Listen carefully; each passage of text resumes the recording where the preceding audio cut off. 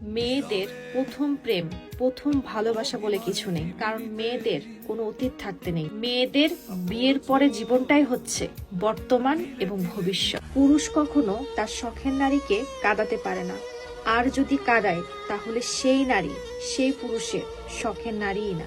একজন পুরুষ আপনাকে অনেক কিছুতে নিষিদ্ধ করে, বাধা দেয়, মানা করে, এই জন্য না যে সে আপনাকে বিশ্বাস করে না। সে এই জন্য নিষিদ্ধ করে কারণ সে অন্য পুরুষকে বিশ্বাস করে না। কারণ একটা পুরুষই জানে অন্য পুরুষের চোখের নজরে কি প্ল্যান চলতে পারে।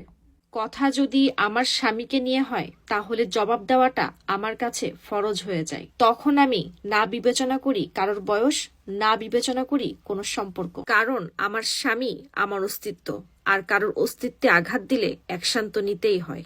কিছু পুরুষ বিয়ে তো একটাই করে, কিন্তু বাহিরে আবার 4-5টা আইটেম গার্ল রাখে। কারোর চোখ ভালো লাগে, কারোর নাক ভালো লাগে, কারোর হাইট ভালো লাগে, আবার কারোর ফিগার ভালো লাগে। তারা একজনের মধ্যে সব সৌন্দর্য খুঁজে পায় না, তাই সবার ভিতরে এক একটা সৌন্দর্য খোঁজে। বউ কিন্তু একটাই থাকে, শুধুমাত্র সাইনবোর্ড হিসাব। এরা যেমন হালাল পছন্দ করে, আবার মাঝে মাঝে হারামও টেস্ট করে। সেই সব পুরুষদেরকে বলছি, আল্লাহকে ভয় করেন, হালাল বউকে ভালোবাসেন, ইনশাল্লাহ বেহেশতে যাবেন। কারণ হারাম শুধুমাত্র আপনাকে জাহান্নামে নিয়ে যাবে।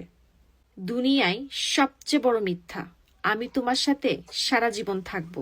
দুনিয়ায় সবচেয়ে বড় ধোঁকা, আমি কোনোদিন বদলাবো না। আর দুনিয়ার সবচেয়ে বড় ভুল, কাউকে নিজের চাইতে বেশি বিশ্বাস করা।